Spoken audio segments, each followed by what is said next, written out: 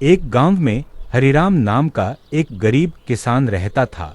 उसके पास थोड़ी सी जमीन थी, जिस पर वह अपने परिवार का पेट पालने के लिए खेती करता था।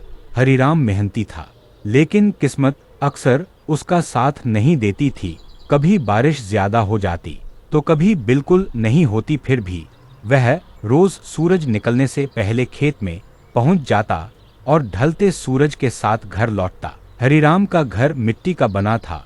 उसकी पत्नी सावित्री और दो छोटे बच्चे उसके साथ रहते थे। घर में खाने के लिए ज्यादा कुछ नहीं होता था, लेकिन आपसी प्यार की कोई कमी नहीं थी। सावित्री हमेशा हरिराम का हौसला बढ़ाती और कहती, मेहनत करने वाला कभी खाली हाथ नहीं रहता।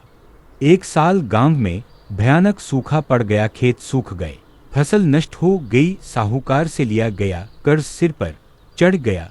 साहूकार रोज दरवाजे पर आकर पैसे मांगता और ताने मारता। हरिराम रातों को सो नहीं पाता, लेकिन बच्चों के सामने मुस्कुराता रहता।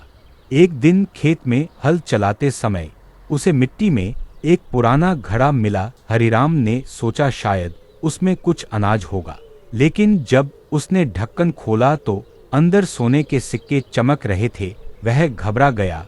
उसके मन में लालच भी आया, लेकिन तुरंत उसने सोचा, यह मेरा नहीं है, जो मेरा नहीं उसे रखना पाप है।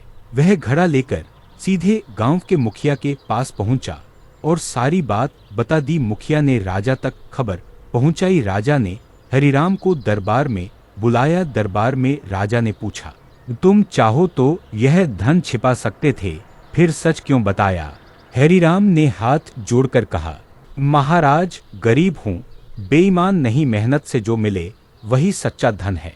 राजा हरिराम की ईमानदारी से बहुत प्रसन्न हुआ। उसने न केवल हरिराम को इनाम दिया, बल्कि उसका सारा कर्ज माफ करवा दिया। साथ ही खेती के लिए अच्छी बीज, बैल और पानी की व्यवस्था भी करवाई। अगले साल हरिराम के खेत में लहलहाती फसल उग आई। गांव वाले हैरान थे।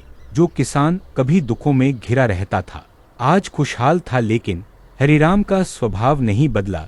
वह अब भी सादा जीवन जीता और जरूरतमंदों की मदद करता।